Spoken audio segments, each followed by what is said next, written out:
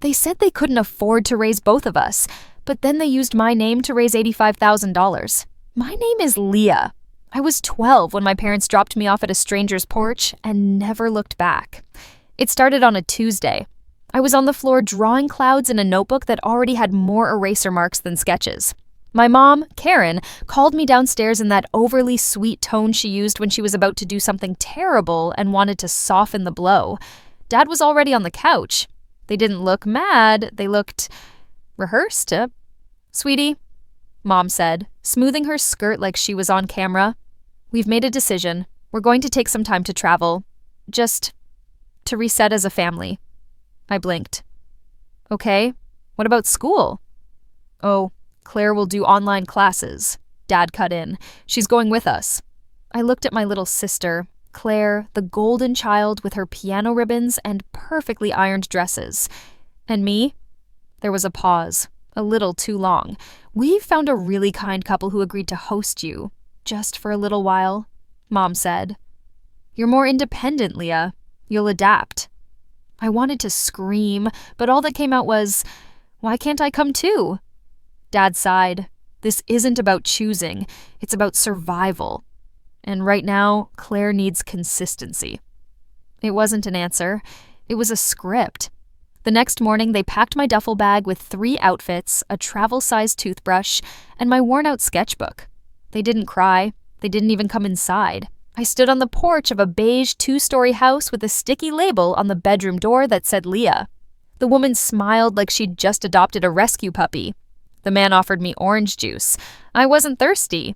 My parents stayed on the steps. Mom kissed my forehead. Dad gave me a handshake. Then they got in the car and left. I stared at the gravel driveway long after their taillights disappeared. That was the moment it hit me. I didn't just lose my family. They chose a story without me and started selling it.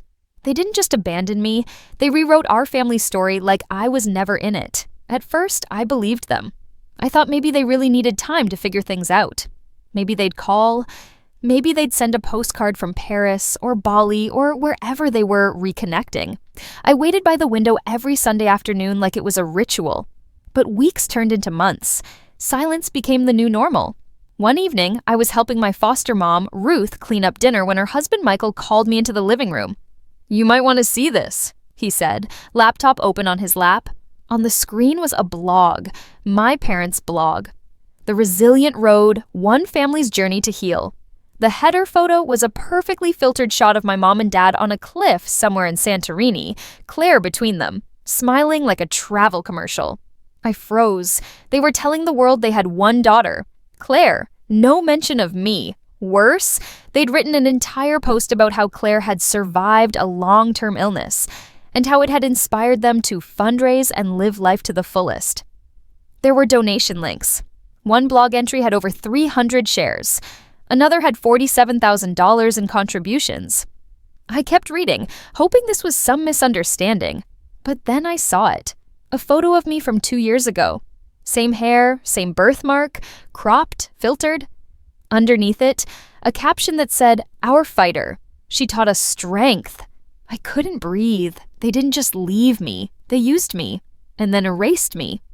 That night, I couldn't sleep. I kept thinking, if your own parents can turn your existence into a story without asking, what does that make you?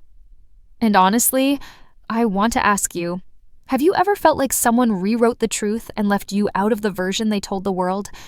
If you have, I see you. Because I didn't just lose my family that year, I lost my place in a story I used to think was mine. I didn't reply. I didn't report the blog. I just moved forward. Quietly. After that night, something in me shut off. Not out of weakness, out of survival. I didn't block the blog, I didn't comment, I didn't send a dramatic email demanding answers. I just stopped looking, stopped hoping, stopped needing anything from them, and I started building a life that had nothing to do with the people who created me. Michael helped me get a library card. Ruth taught me how to cook rice without it sticking. I started volunteering after school, first at the animal shelter, then at the community pantry. People there didn't ask why I wasn't with my real parents. They just said, "We're glad you showed up." That meant more than I could say. At school, I joined the yearbook team because it let me stay behind the camera. I liked that. No one expected me to smile or explain why Claire got the vacations and I got the leftovers. One day during yearbook club, we were doing a finance segment for seniors. The numbers confused everyone. I ended up stepping in, explaining compound interest using cereal boxes. That moment changed something. For the first time, I felt useful, smart, like I had a skill that wasn't about performing or being likable, just me.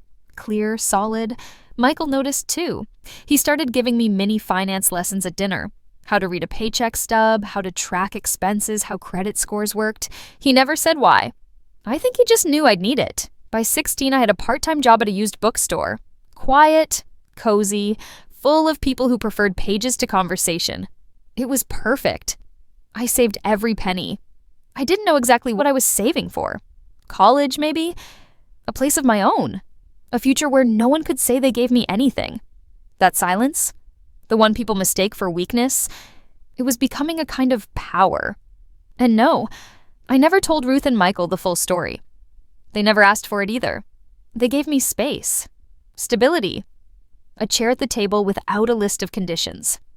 That was enough for me. Sometimes I wonder, if I had screamed, would they have heard me? Probably not. But the best part? I didn't need to scream, I just needed to stay standing. They built a fantasy with my name. Now it was falling apart, and I didn't even have to touch it. It started with a text from Claire. I hadn't heard from her in almost 2 years. We'd never been close. Even before everything happened. She was the golden child. I was the ghost they left behind. The message was short. No greeting, no emojis. I think you should know, Mom and Dad are back in Toronto, and they're not doing great. I stared at the screen for a long time. Then I typed, "Why are you telling me this?" She didn't answer right away. But that night, she called. Her voice didn't sound like I remembered. It was quieter, less polished. She told me the blog was basically dead. The donations dried up. The sympathy faded. Somewhere along the way, people stopped believing the story. "They used your name to make it look noble," she said. "But it was never sustainable. They burned through it." I didn't say anything. She kept going. "They're in some rundown motel now. Mom's still trying to pitch the healing family thing to small wellness websites, but nobody's biting. Dad maxed out 2 credit cards. They're out of options." Claire hesitated. "I didn't know about the fundraiser being in your name. Not really. I was a kid. I believed her. Or maybe I just didn't have the energy to hold on to another resentment." Before she hung up, she said something I didn't expect. "They talk about you like you betrayed them, like you owe them something." I laughed. Out loud. That kind of laugh you let out when something hurts so bad, it circles back to funny. "They deleted me," I said. "And now they're mad I didn't stay in the trash bin." Claire didn't laugh, but she didn't argue either. That night, I lay in bed thinking, this was it. The moment they needed me again. But not for love, not for family. They needed a way back into the story they had already kicked me out of. And I was finally in a place where I could choose not to let them. They said they missed me. What they missed was being the center of the story. It happened on graduation day. I had just crossed the stage in my navy gown, clutching a diploma I'd earned without a single phone call, check, or ounce of support from the people who shared my DNA. Ruth was crying in the front row. Michael was clapping like I'd won the Nobel Prize. Claire was there too. She stood off to the side, quiet, respectful, different. And then I saw them. Karen and Daniel, my parents.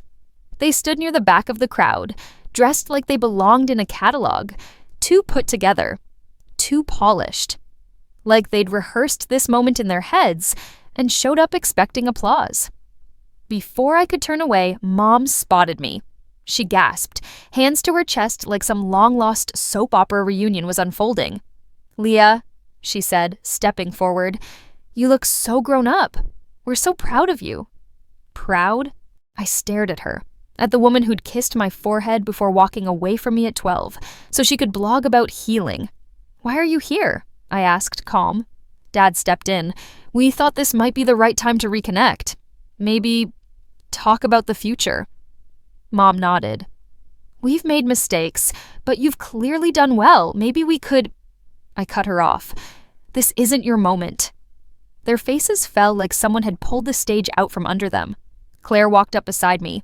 For once, she didn't hesitate. You don't get to ruin this for her, she said, voice sharp. You don't get to show up now after everything. Mom blinked, stunned. Dad turned red. Later that night, Claire posted a statement online. She told the truth about the money, the lies, the blog, the way I was left out and then used.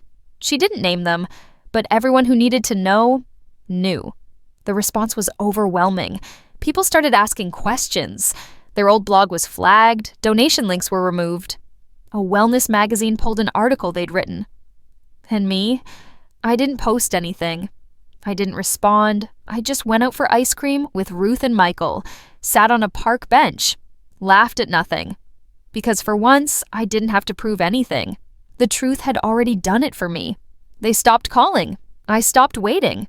And peace, quiet, steady peace, finally moved in. A year after graduation, I bought a small condo just outside Toronto.